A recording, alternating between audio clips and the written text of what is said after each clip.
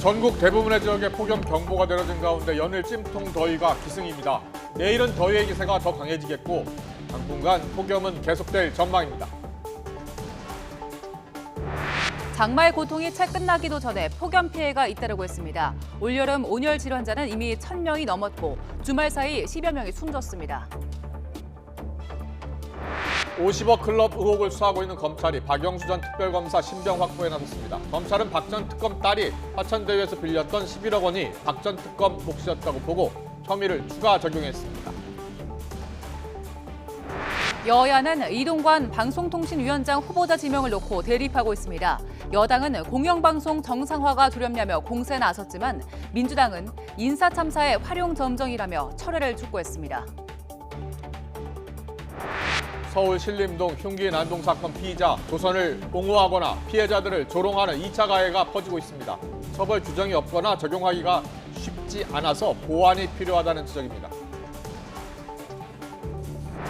금은방 유리창을 망치로 깨고 들어간 뒤 귀금속을 훔친 남성이 경찰에 구속됐습니다. 최루 가수를 뚫고 5천만 원어치를 훔쳐 달아났는데 2달 전부터 범행을 준비한 걸로 드러났습니다. 더 뉴스 이어가겠습니다. 제6호 태풍은 우리나라를 비껴가지만 그 열기가 유입되면서 폭염이 절정을 이루고 있습니다. 심한 무더위 속에 강한 기습 소나기도 이어지고 있어서 경계가 필요합니다. 취재기자 연결해서 폭염과 소나기 전망 알아봅니다. 김진두 기자. 네, 김진두입니다. 더위가 정말 밤낮을 가리지 않고 있는데요. 내일과 모레는 더 심해진다고요? 네, 그렇습니다. 기온을 보면 그런 상황이 명확해 보입니다. 오늘 낮 서울 최고 기온이 34도로 예상이 되는데 내일과 모레는 35도로 올해 들어서 가장 높겠습니다. 일 최고 체감 온도가 35도를 웃돌면서 폭염 경보도 전국 대부분 지역으로 확대했고 밤사이에는 열대야도 계속되고 있습니다. 기상청은 중국 상하이 부근으로 향하는 6호 태풍 카눈이 몰고 온 열기가 가세하면서 무더위의 기세가 한층 강해졌다고 밝혔습니다. 이 같은 심한 더위와 열대야는 다음 주 중반까지 기세가 꺾이지 않고 이어질 것으로 보입니다. 네, 어제 수도권 곳곳에는 기습적인 호우가 쏟아졌는데 오늘도 가능성이 있습니까? 네, 그렇습니다. 지금도 내륙 곳곳에 강한 소나기 구름들이 서서히 발달하는 모습 볼 수가 있습니다. 낮 동안 기온이 크게 상승하면서 나타나는 현상입니다. 상층의 찬 공기와 뜨거운 상승 기류가 만나면서 국지적으로 강력한 비구름이 발달하는 건데요. 어제 서울 양천구와 영등포구에는 시간당 70mm가 넘는 극한 호우가 쏟아지며 재난 문자가 발송되기도 했습니다. 이런 현상은 오늘도 계속될 가능성이 큽니다. 수도권과 내륙 곳곳에 오후 늦게부터 밤까지 최고 80mm의 소나기가 예보됐습니다. 또 중부와 경북 북부에는 시간당 30에서 50mm의 국지성 호우도 예상되고 있습니다. 산간 계곡이나 강가의 피서객들은 안전사고 위험이 큰 만큼 철저히 대비하시기 바랍니다. 지금까지 YTN 김진두입니다. 지난 주말 무더위에 충남 지역에서 온열 질환으로 2명이 숨졌습니다. 그제 오후 1시 20분쯤 서천군 비인면에서 밭일을 하던 90세 여성이 심정지 상태로 발견돼 병원으로 옮겨졌지만 숨졌습니다. 어제 오후 6시 50분쯤에는 서천군 서천읍에서 벌초하러 갔던 68세 남성이 숨진 채 발견됐는데 검안 결과 오후 12시 반쯤 열사병으로 쓰러진 것으로 조사됐습니다. 이 외에도 계룡과 청양, 금산, 예산, 서산에서도 온열 질환자가 1명씩 발생했지만 모두 치료를 받고 귀가했습니다. 경남 지역에서는 온열 질환으로 3명이 숨졌습니다. 어제 오후 4시쯤 경남 남해군 서면의 한 밭에서 80대 A씨가 의식을 잃고 병원으로 옮겨졌다가 숨졌습니다. 또 그제에는 경남 밀양과 남해에서 각각 50대 남성과 80대 여성이 온열 질환으로 숨졌습니다. 밀양의 50대 남성은 지난 28일 금요일에 시설 하우스에서 일하다가 병원으로 옮겨졌다가 이튿날 숨졌습니다. 멀쩡한 주차증 발급 기계가 있는데도 경비원들이 직접 서서 방문증을 수작업으로 관리하는 아파트 단지가 있습니다. 기록적인 폭염 속에서 대부분 고령자인 경비원들의 온열 질환이 우려된다며 노동청에선 중단을 권고했습니다. 윤성훈 기자의 보도입니다. 5,000세대가 넘는 대형 아파트 단지 출입로. 비좁은 공간에서 경비원이 방문 차량을 안내합니다. 앞에 주차 방문증 발급기가 있는데도 경비원이 일일이 손으로 방문증을 끊어줍니다. 무더위가 기승을 부리면서 오전인데도 체감 온도는 이미 31도. 잠시만 밖에 서 있어도 땀으로 범벅이 되는 날씨입니다. 30분 이상씩 내려가고 가만히 고통스러웠지. 구성원들이 인간적이지 않은 부분 있잖아. 방문증 발급기가 고장난 건 아닙니다. 주차 공간이 부족하다는 입주민 민원 때문에 출퇴근 시간대에는 경비원들이 직접 방문증을 끊어주도록 한 겁니다. 외부 차량 주차를 막기 위한 조치라지만 효과는 없이 애꿎은 노동자만 고생시키는 것 아니냐는 목소리가 나옵니다. 노동자의 권리로서 이거는 불합리하다라는 생각이 들었고 제가 이제 여기 아파트 입주민으로서 너무 죄송하다라는 생각이 많이 들었어요. 이달 초 현장 점검에 나선 지방노동청은 경비원들이 온열 질환에 걸릴 우려가 있다며 시정을 권고했습니다. 8월 달까지는 야외에서 좀 일하지 않도록 그렇게 해주면 안 되겠느냐라고 이제 조금 권고를 했답니다. 이제 그쪽에서도 그럼 8월 중순 정도까지는 하지 않겠다라고는 이야기는 했는데 하지만 그 뒤로도 경비원들이 방문증을 끊어주는 건 여전합니다. 관리사무소 관계자는 작업이 중단된 줄 알았다고 해명했습니다. 노동부에 나와가지고 그 이후로 하지 말라고 그랬는데 지금 하고 있대요? 노동청 시정 권고를 어겨도 이행을 강제할 수단은 없습니다. 노동자를 보호할 제도가 힘을 못 쓰는 사이 경비원들은 폭염 속으로 내몰리고 있습니다. YTN 윤성훈입니다. 폭염, 열돔, 태풍, 해외에서도 기상 문제로 인한 피해가 이어지고 있습니다. 한 달째 폭염이 이어지고 있는 미국에서는 선인장까지 말라 죽고 있고 태풍 독수리가 덮친 중국에서는 폭우 피해가 속출했습니다. 김태현 기자입니다. 미국 캘리포니아주 LA 인근 도시 버뱅크의 한 주택 수영장에 야생 곰이 나타났습니다. 30도가 넘는 무더위를 피해 수영장에 뛰어든 곰 때문에 현지 경찰이 출동했습니다. 캘리포니아 남부 고급 주택가 주민들은 요즘 폭염 속에 산에서 내려오는 곰들로 골치를 앓고 있습니다. 미국 남서부 애리조나의 명물 사구아로 선인장은 말라서 죽어가고 있습니다. 고온과 건조함을 견디는 선인장도 폭염 속에 쓰러지고 있는 겁니다. 전문가들은 기후변화에 따른 극심한 무더위로 인한 고사 가능성에 무게를 두고 있습니다. We have seen them suffering the effects of extreme heat and drought. And some people report that saguaros are falling, saguaros are losing their arms, the shape is changing, they are leaning. 미국 남서부를 뜨거운 공기로 뒤덮었던 열돔 현상이 전국으로 확산하면서 약 1억 7천만 명이 폭염에 시달리고 있습니다. 중국은 5호 태풍 독수리의 영향으로 침수와 산사태 등 폭우 피해가 속출하고 있습니다. 지난 28일 중국 남동부에 상륙한 태풍은 계속 북상하면서 수도까지 덮쳤습니다. 베이징을 비롯한 북동부 일대에는 12년 만에 처음으로 최고 등급인 폭우 적색 경보가 발령됐습니다. 베이징 공항에서는 항공편 이착륙이 잇따라 취소됐고 베이징을 출발하거나 경유하는 열차편 운행도 큰 차질을 빚었습니다. YTN 김태현입니다. 대장동 비리의 일환인 50억 클럽 의혹을 수사하고 있는 검찰이 첫 구속영장이 기각된 지 한 달여 만에 박영수 전 특별검사 신병 확보에 다시 나섰습니다. 서울중앙지방검찰청 반부패 수사 1부는 오늘 박 전 특검에 대한 구속영장을 다시 청구했습니다. 검찰은 박 전 특검이 국정농단 특별검사로 있었던 2019년부터 재작년 사이에 딸과 공모해 화천대유에서 11억 원을 받은 것으로 보고 청탁금지법 위반 혐의도 적용했습니다. 서울 신림동 흉기난동 사건 피의자 조선을 옹호하거나 되레 피해자들을 조롱하는 2차 가해가 온라인에서 퍼지고 있습니다. 경찰도 수사를 검토하겠다고 했는데 처벌 규정이 없거나 있어도 적용하기가 쉽지 않아 제도적 보완이 필요하다는 지적이 나오고 있습니다. 권준수 기자의 보도입니다. 신림동 흉기난동 현장입니다. 참혹함과 추모의 마음이 고스란히 남겨진 공간인데요. 현장과는 달리 온라인상에서는 2차 가해가 벌어지고 있습니다. 노약자, 어린아이, 여성은 공격하지 않았으니 가해자를 처벌하지 말자. 신림동 사건을 다룬 뉴스에 달린 댓글입니다. 심지어 가해자지만 멋있다. 여자는 안 찌르는 상남자라며 가해자를 옹호하기도 하는데 이런 댓글에는 각각 좋아요가 3,000개 가까이 표시됐습니다. 뿐만 아니라 가까스로 목숨을 지킨 피해자를 두고 여자친구를 버리고 갔다는 가짜뉴스가 퍼지는가 하면 조롱하는 댓글도 잇따랐습니다. 자신이 평소에 가졌던 약간의 젠더에 대한 갈등이라든지 또 뭐 사소한 문제를 뭐 좋아요라든지 또는 그렇다라는 댓글을 마구마구 갖다가 붙이게 되면서 결국은 사건의 본질은 다른 데 있는데 그런데 2차 가해는 누가 보더라도 상식에 어긋나는 행동이지만 처벌하기는 어렵습니다. 가해자를 옹호하는 발언은 개별 표현의 자유로 여겨지고 세상을 떠난 피해자를 비난해도 모욕죄가 성립되지 않습니다. 특히 고인에 대한 명예훼손은 허위 사실일 경우에만 적용됩니다.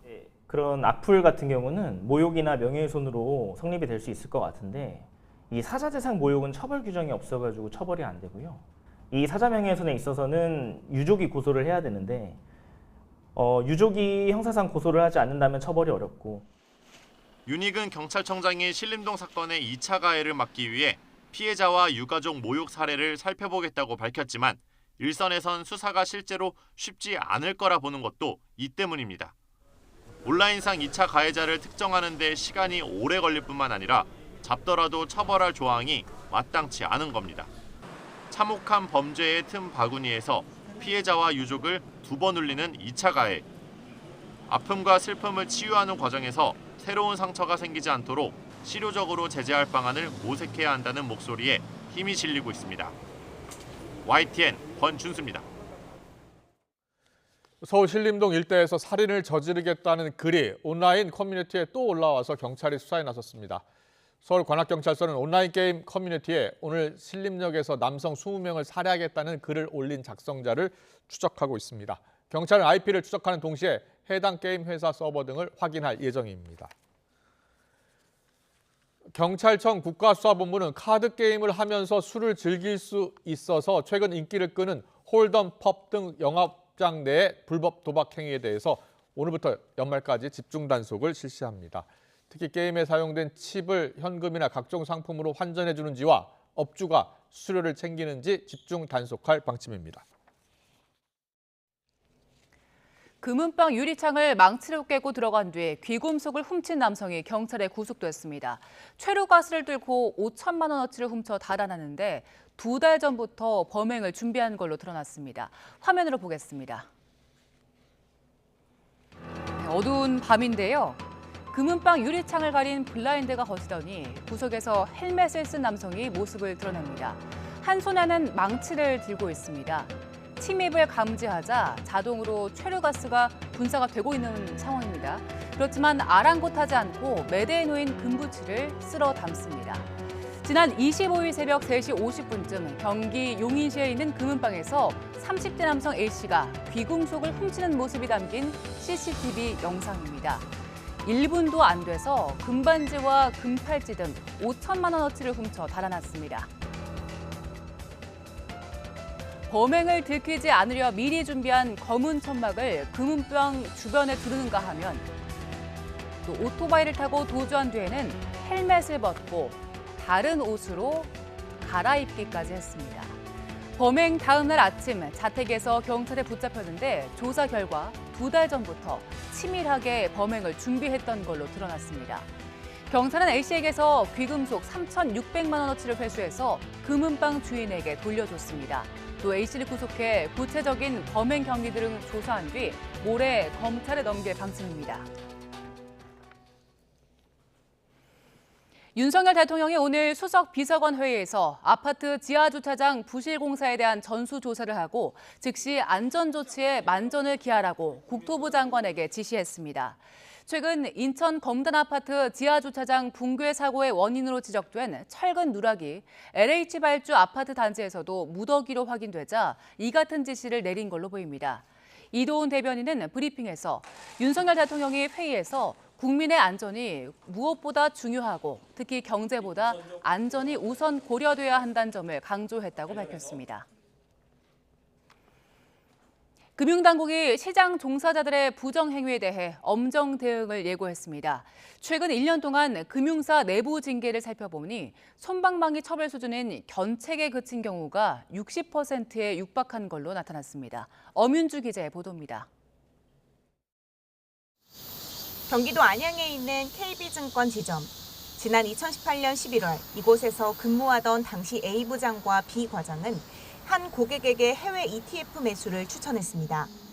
이 과정에서 이들은 고객의 동의 없이 투자 성향을 공격 투자형으로 전산 변경했고 이후 제대로 된 상품 설명도 하지 않았습니다. 결국 이 고객은 1,040여만 원의 손실을 봤습니다. 사건 발생 이후 4년 만에 내부 감사를 벌였지만 A 부장은 견책, B 과장은 감복 1개월에 그쳤습니다.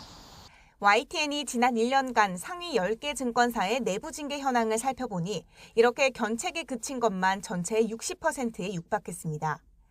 감봉이 27%로 뒤를 이었는데 면직에 해당하는 사례는 단 1.5%로 전체 205건 가운데 3건에 불과했습니다. 보통 증권사 내부적으로 견책, 감봉, 정직, 면직 순의 징계 절차가 있는 것을 고려하면 대부분 약한 조치로 끝난다는 뜻입니다. 그렇다 보니 금융사들의 솜방망이 처벌, 제 식구 감싸기라는 비판이 끊이지 않고 있습니다. 내부 관리 감독이 부실하니 금융사고를 예방할 수 없다는 겁니다. 실제로 지난 4월 무더기 하한가 사태 당시 증권사들이 개인 투자자 지정요건 관리를 소홀히 해 피해를 키웠다는 비판도 나왔습니다. 금융기관은 그 엄격한 도덕성이 담보되어야 하는데요. 내부 직원을 잘 통제를 해서 이거 범죄를 막아야지. 그러니까 이런 상태면은 계속 그 증권사에서 사고, 불법이 계속될 수밖에 없습니다. 이에 대해 금융당국이 칼을 빼들었습니다. 종사자들의 시장 질서 교란 행위를 막기 위해 하반기를 목표로 검사 시스템 개편을 예고했습니다. 시장 참여자, 특히나 시장의 질서와 관련된 업무에 종사하는 분들에 대해서는 엄하게 지금 대응할 예정이고 검사 시스템을 좀 고도화하고 개선할 수 있는 방안을 마련 중이고 다만 금융당국의 사후약 방문식 제재 강화보다 금융사 스스로 자정 노력에 나서야 한다는 게 우선돼야 한다는 지적이 잇따르고 있습니다. YTN 엄인주입니다. YTN 김영수입니다.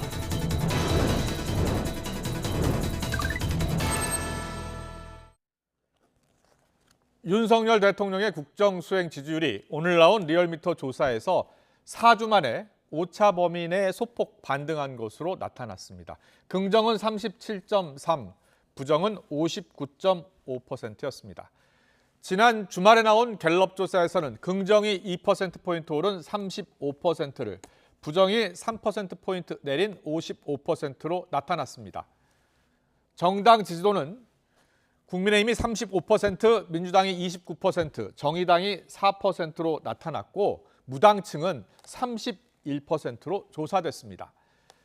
지난 주말 정치권에서는 이재명 대표 10월 사퇴설이 돌았었는데요. 이후 열리는 전당대회에서 친 이재명계가 김두관 의원을 후임 당대표로 밀 것이라는 설도 돌았으나 김 의원은 사실무근이라며 부인했습니다. 인터뷰 듣고 더 정치 시작하겠습니다.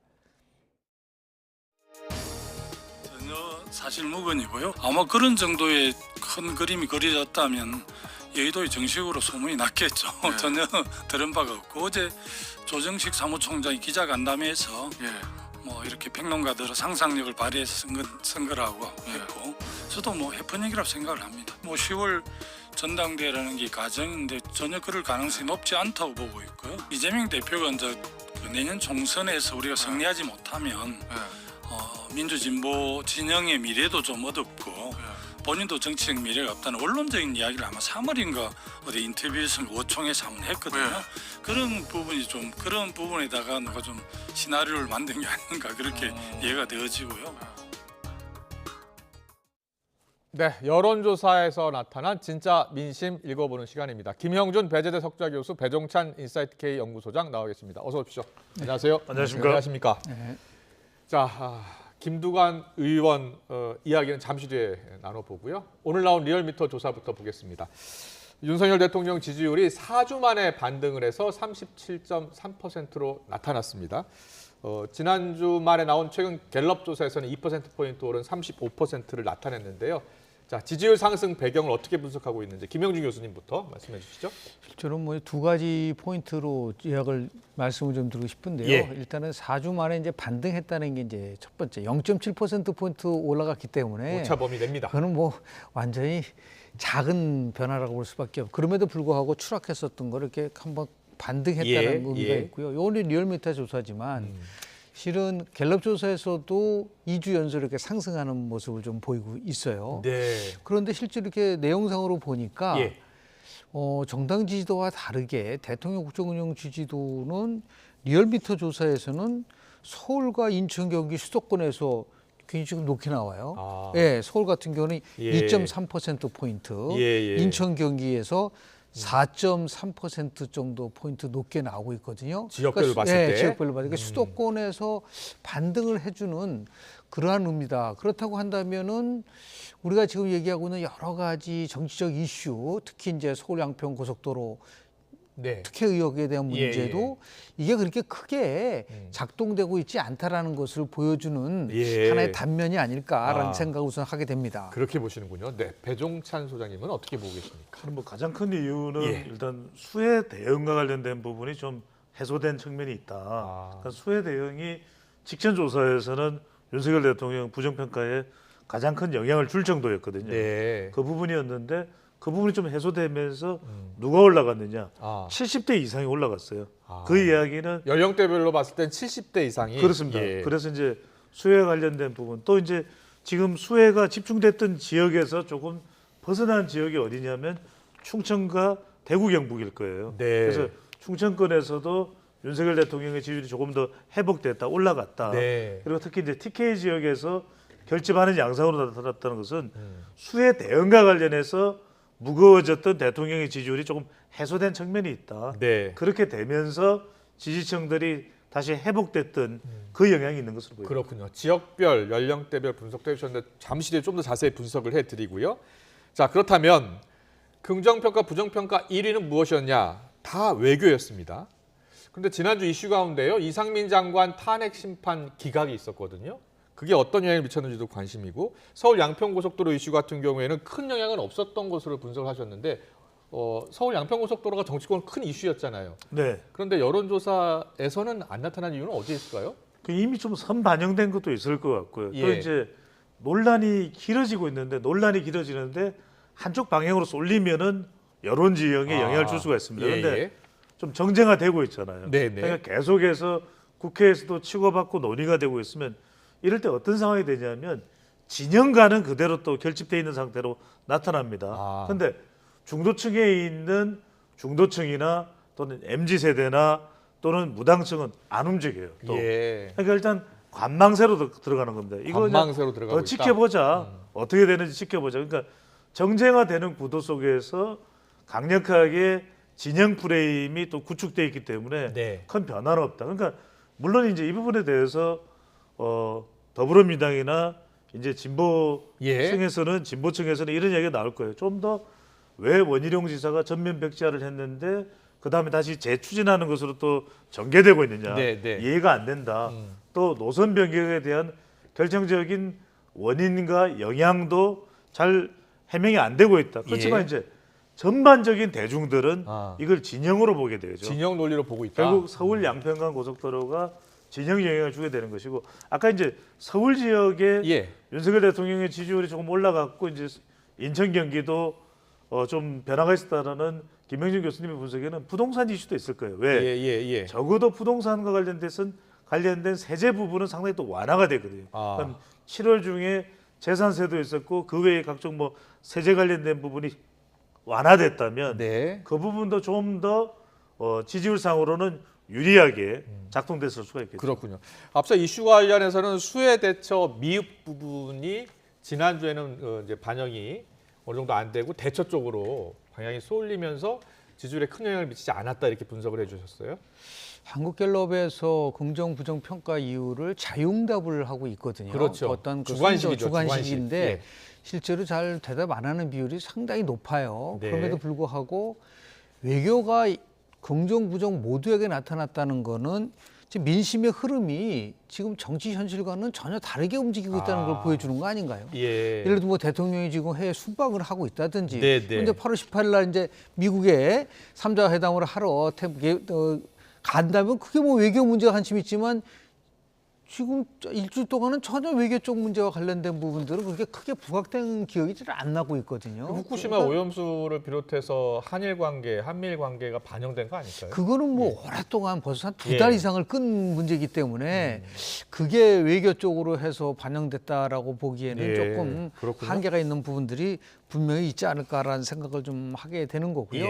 그리고 더 나아가서 이제 큰 틀 속에서 보면 우리가 수치를 가지고서 이렇게 평가를 하다 보면은 우리가 얘기하는 정확한 거를 잡아낼 수 못한 것도 있을 수 있는데 핵심은 이겁니다. 여하튼 간에 지금 긍정평가가 30%대로 고착화되고 있고 그래서 부정평가가 55% 선에서 고착화되어 있다는 이게 더 중요한 것이죠. 어떤 의미가 있다고 보세요? 예를 그 들어서 정도 아직까지 퍼센트 반등의 유지가? 효과, 반등의 모멘텀을 못 잡아내고 있다는 겁니다. 그러니까 정부가 계속해서 38% 올라갔다가 한국갤럽조사에 의하면 32% 떨어졌다가 지금 이제 조금 32% 올라가지 않습니까? 36, 38, 32, 33, 35. 그렇죠. 그 전부 다가 30%대에 머무르고 있고 그게 38에서 더 치고 올라갈 수 있었던 계기가 있었음에도 불구하고 저렇게 떨어졌던 원인에 대한 부분들을 더 심각하게 판단해서 어떻게 하면은 40%까지 끌어올릴 수 있는 나름대로의 윤석열 정부의 새로운 어젠다라든지 아니면 국민에게 뭔가 관심을 끌 수 있는 거를 아직까지 지금 제기하지 못하고 있다라는 것을 좀 보여주는 그러한 조사 결과들이 아닌가 생각을 좀 하게 됩니다. 알겠습니다. 이건 좀 짧게 분석을 해야 돼요. 한번 무슨 해주세요. 말씀이냐면 결과적으로는 외교가 등장을 했다는 이야기는 뭐냐면 여기에 미일 그리고 북중러가 다 들어가 있는 겁니다. 그러면 후쿠시마 오염수나 서울 양평간 고속도로 논란도 여기에 다 용해돼 들어가 있다. 그럼 여러분들 이렇게 보시면 됩니다. 우리가 정치 성향을 나눌 때 전통적으로 지속적으로 계속해서 기준이 되어 왔던 것이 뭐냐면 북한 이슈예요. 그러니까 지금 외교가 긍정 부정에 다 올라가 있다는 것은 철저하게 지금 이념으로 진영화된 거다. 여기에 서울 양평간 고속도로 이슈가 됐든 후쿠시마 오염수가 됐든 다 용해돼 들어가 버리는 그런 진영 프레임 현상이 작동되고 있다고 볼 수가 있는 거죠. 알겠습니다. 계속해서 지역별 영역별 좀 자세히 들여다보겠습니다. 지역별로 볼까요? 먼저 지역별로 보면 긍정평가 부분이 대전, 세종, 충청 이쪽 지역에서 6%포인트 오른 것으로 나타났고요. 부정평가는 7%포인트 떨어진 것으로 나타났어요. 가장 눈에 띄는 지역입니다. 자 변호사 소장님, 수해 관련해서 나타났다 그렇습니다. 이렇게 그렇게 보는 이유가 거죠? 보면은 이제 직전 조사하고 비교를 한 제일 오른쪽 편을 보십시오. 제일 오른쪽 편을 보시면 제일 오른쪽에 이제 살구색으로 된 표시를 보시면은 인천, 경기 올라갔죠. 부정이 올라갔는데 이제 왼쪽을 보셔야 되겠네요. 죄송합니다.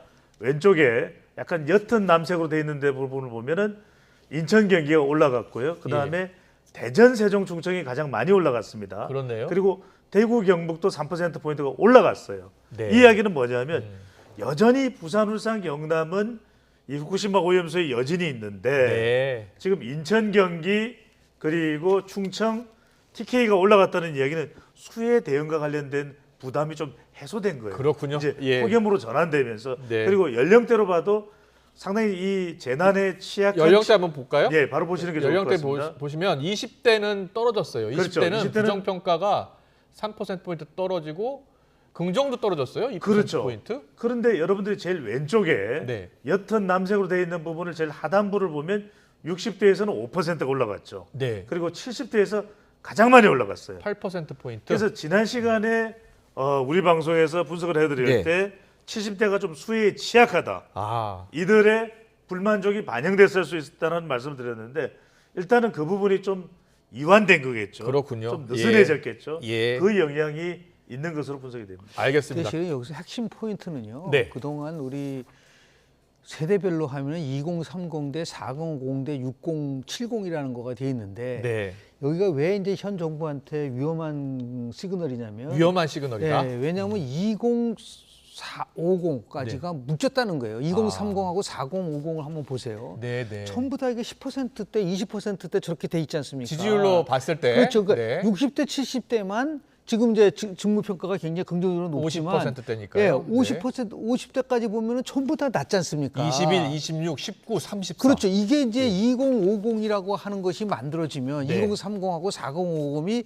결합이 되면은 저게 2016년도서부터 총선 17년 대선 18년도 지방선거 2020년도 총선 네 번의 선거에서 민주당이 승리했을 때의 공식이 2030이 4050과 일종의 선거 연대를 할 때 나타나는 현상이라고 한다면 그걸 굉장히 심각하게 받아들여야 된다는 거예요. 그렇군요. 20대에서 21%, 30대에서 26%밖에 안 된 저걸 최소한도 30%대 중반까지 끌어올릴 40대, 50대는 워낙 이게 낮으니까 20대, 30대가 이탈하고 있다는 것에 대해서 상당히 나름대로 현 정부가 대통령의 정책이라든지 이런 쪽에서 2030을 위한 특단의 이러한 나름대로의 어젠다 세팅이 절대적으로 필요한 그런 것들을 보여주는 것이 아닌가라는 생각이 듭니다. 그렇게 해석을 하고 계십니다. 지금 20대, 30대, 40대, 50대 지지율은요.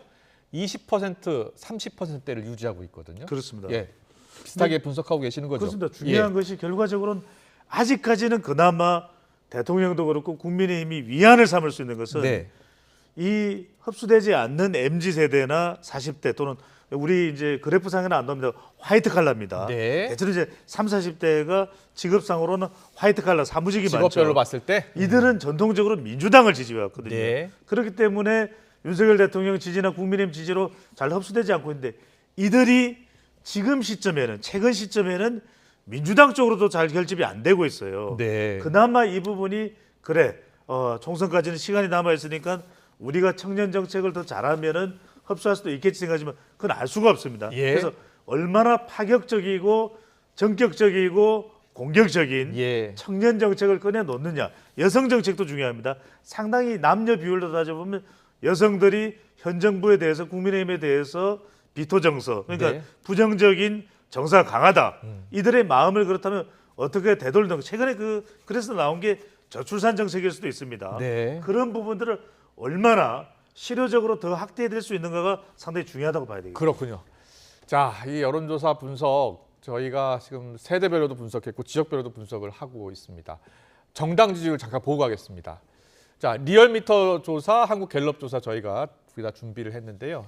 먼저 한국갤럽 조사 볼까요?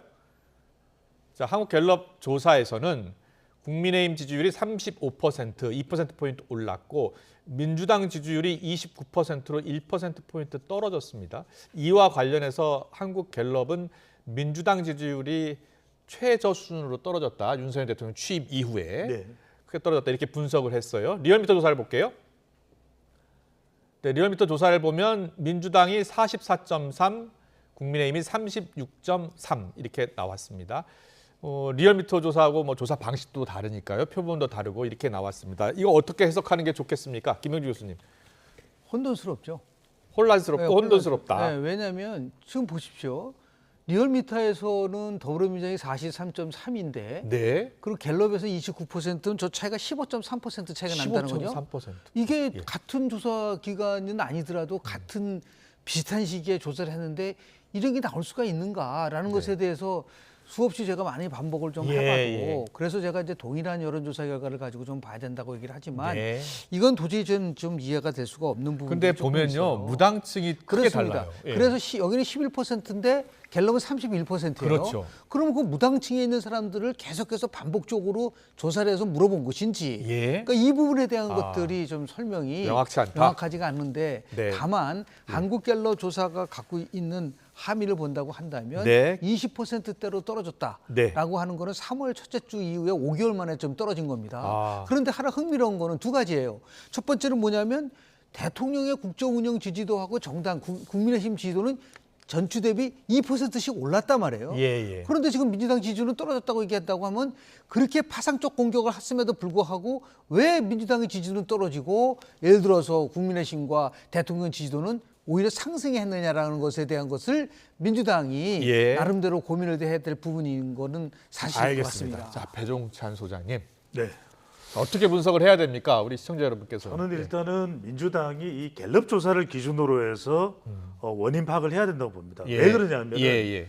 결과적으로는 31%의 무당층에 네. 이전에는 더불어민주당을 지지했던 지지자들이 있다는 이야기거든요. 네. 그럼 그들이 왜 이탈을 했을까? 수많은 또 최근에 더 부각되고 있는 윤석열 대통령과 국민의힘의 악재가 있음에도 불구하고 네. 왜 정치적 반사 이익을 무당층이라고 이야기하는 응답자들로부터 가져오지 못하냐? 그건 내부 리스크입니다. 네. 결국 내부에서 리스크가 부각된 이재명 대표와 관련된 이따가 우리가 얘기했지만 예. 뭐 한평론가가 또 10월 퇴진설도 이야기했지만 네. 그런 이른바 리스크 네. 이런 위험 요인이 되는 부분 돈봉투도 마찬가지고 혁신위의 행보도 마찬가지 이런 부분들 얼마나 파격적으로 가져가느냐. 그래 이 정도면 우리가 국민의힘이나 윤석열 대통령 지지가 아니라 더불어민주당을 기꺼이 지지한다고 말할 수 있어. 네. 이걸 이제 여론조사에서 질문을 받았을 때 대답할 수준이 돼야 되거든요. 이건 뭐냐면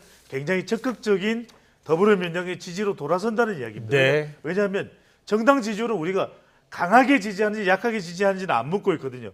강한 지지로 돌려놓는 게 필요한 거죠. 알겠습니다. 그 좀 전에 김두관 의원 이야기 하셨으니까요. 그 장성철 공론센터 소장이란 분이 이제 이야기를 꺼낸 건데 이재명 대표가 10월에 퇴진할 생각을 갖고 있고 K 의원을 당 대표로 밀 생각으로 40여 명의 의원들을 뭐 하나의 뜻으로 모았다 하더라. 이건 뭐 확인된 건 아닙니다. 그런데 워낙 언론에 많이 퍼지다 보니까 이 질문이 나왔고 김두관 의원한테 또 물었더니 김두관 의원이 사실 무근이다 저렇게 얘기했죠. 금시초문이다. 자, 이런 이야기들이 나오는 이유는 어디에 있고요? 지금 뭐 가장 큰 거는 이재명 대표의 리더십 리스크가 여전히 있기 때문에 저런 거가 나오는데 예. 저는 저렇게 카더라 하는 거를 저는 방송에서 예. 얘기하고 그것도 김두관 또 의원은 저거에 대해서 전혀 사실무근이고 금시초문이라고 하는 저는 이거는 아닌 것 같아요. 예. 이거는 한마디로 객관적 근거라든지 나름대로 뭐 누구나 봐도 납득할 수 있는 거 없이 자기 생각을 얘기하고 빠지면 맞고 틀리면 틀리다라고 하는 저런 것들에 대한 부분에 대한 것은 그러면 저 장 소장이 얘기한 것에 대해서 자기가 말한 것을 책임질 수 있나요? 네. 책임 안 지고 그냥 던져버리고 나서 관심 갖고 나서 한다는 얘기가 저게 과연 있을 수 있는 일인가에 대한 부분들에 대해서 지적을 할 수밖에 없는 부분이고 오히려 이렇게 될 수도 있어요. 지금 사법 리스크 때문에 9월이나 10월 달에 나름대로 선거법 1심 판결이 나올 가능성이 굉장히 크고요. 그 이야기하고 같이 나온 이야기입니다. 그런 상황 속에서 당 대표가 만약에 물러난다고 한다면 방법은 원내대표가 비상대책위를 가든지 아니면 새로운 비대위를 구성을 해가지고 합의 비대위를 만든다든지 그런 거는 나름대로 우리가 뭐 합리적인 추론할 수 있지만 저런 식으로 무슨 뭐 당대표를 뽑는다. 저거는 당헌 당규도 모르면서 얘기한 거거든요.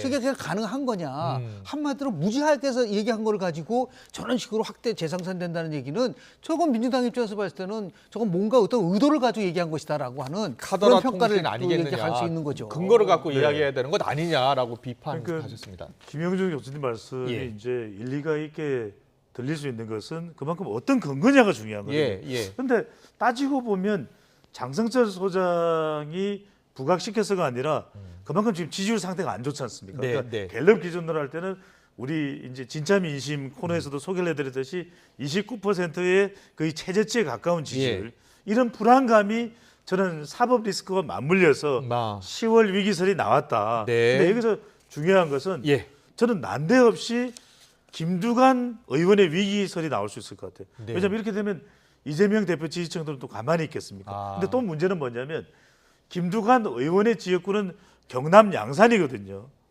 김두관의 지역구가요? 지역구가 경남 양산이죠. 경남 양산입니다. 원래 이제 그 이전에 김포였었는데 지금 경남 양산으로 옮겨가 있죠. 옮겼군요. 그렇죠.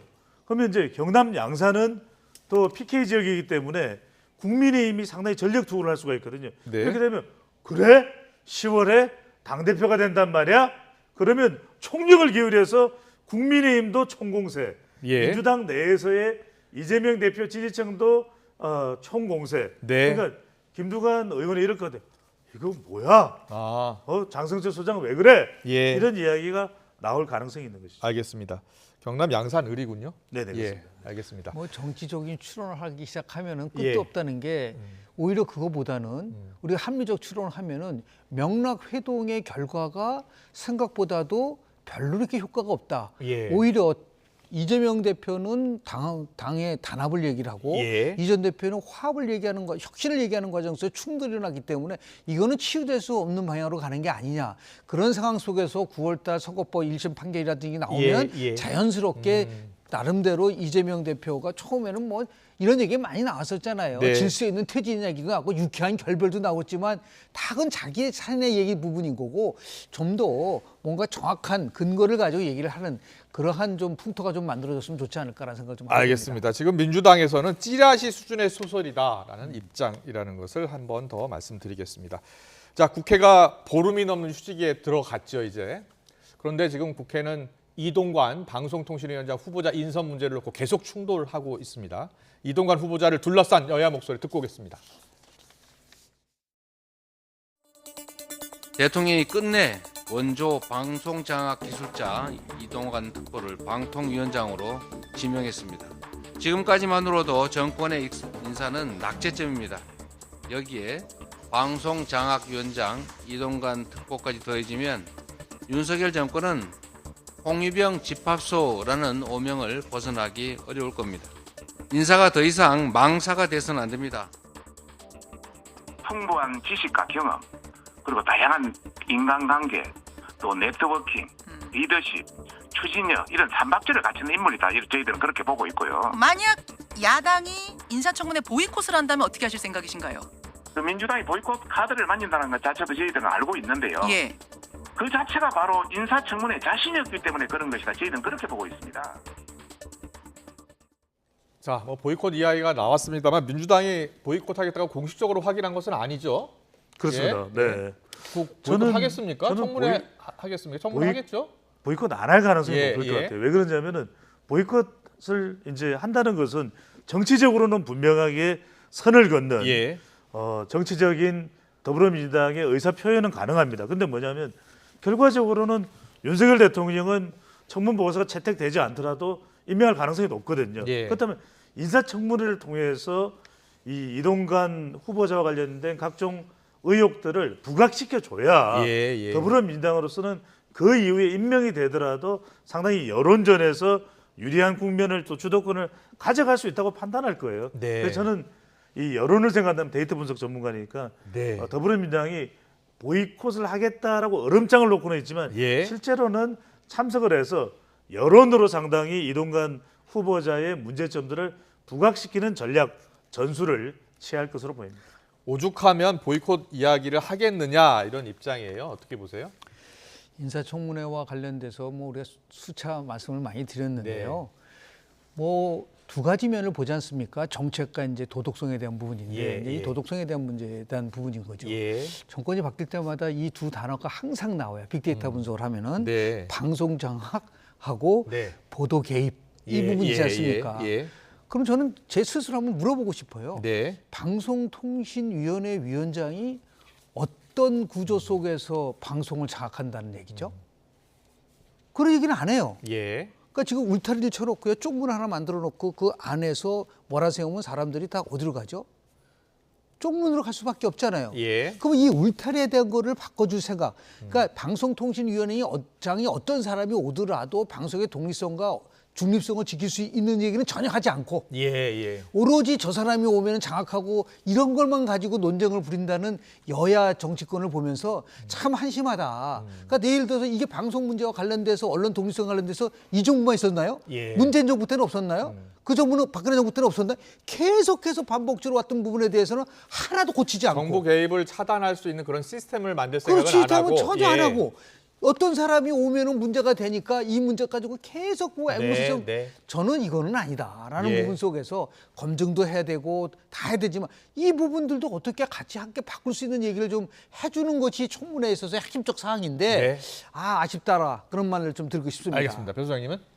그렇습니다. 그럼에도 불구하고 뭐 인사청문회부터 그 이후까지도 계속해서 논란될 수밖에 없습니다. 핵심은 저는 중간 지대에 있는 유권자들이다. 예. 왜냐하면 이동관 후보자가 방송위원장이 됐을 때 얼마나 진영 간의 문제가 아니라 예. 중간지대 언론인들까지 포함입니다. 뭐 이 방송 관련된 정책을 추진하더라도 공감을 얼마나 얻어낼 수 있냐가 가장 핵심적으로 중요하겠죠. 네, 알겠습니다. 여론조사 분석을 해드렸고요. 정치권 이슈까지 짚어봤습니다. 배종찬 인사이트K 연구소장, 김영준 배재재 석좌교수와 함께했습니다. 잘 들었습니다. 고맙습니다. 감사합니다. 고맙습니다.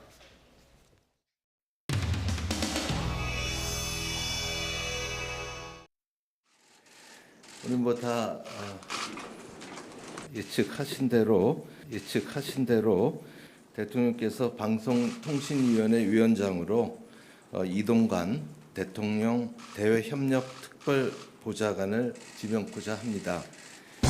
이동관 후보자.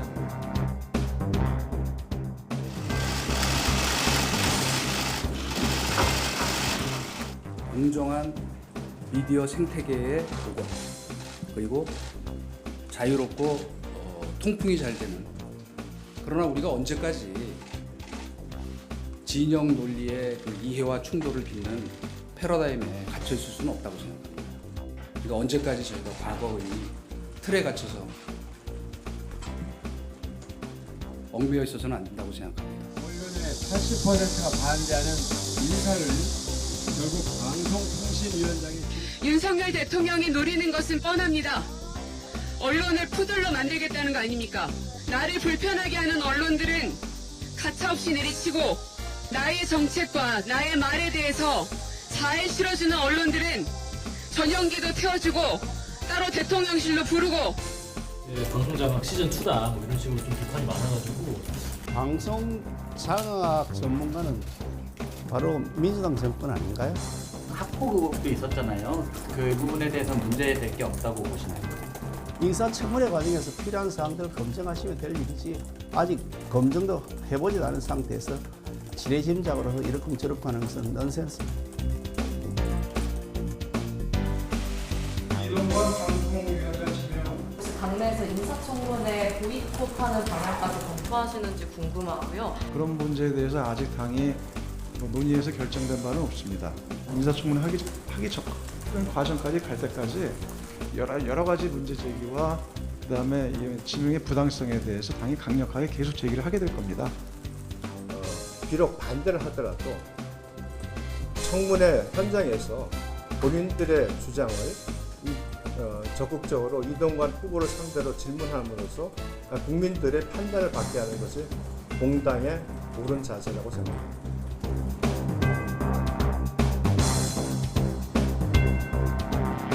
야당과 비판 언론의 질책이나 또 비판에 겸하게 귀를 기울이겠습니다. 이상으로 말씀드리고 이제 자세한 내용은 앞으로 청문회 준비하는 과정에서 밝히도록 하겠습니다. 오늘은 여기까지. 이상으로 브리핑을 마치겠습니다. 질의응답은 안 하세요? 질의응답은 관례대로 방송의 기자들도 기다리고 있기 때문에 아니, 실장님을 이게 좋을 것 같습니다. 실장님. 오해를 행동을 다 하셔야 되니까.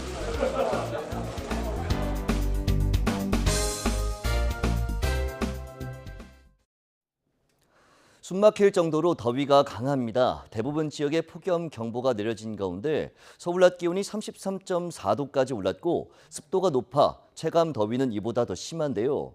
오늘 밤 사이에도 열기가 식지 못하고 서울 기온이 27도 이상을 유지하는 등 곳곳에서 열대야가 나타나겠습니다. 또 내일 낮에는 35도까지 오르는 등 올여름 가장 더운 날씨가 찾아오겠습니다.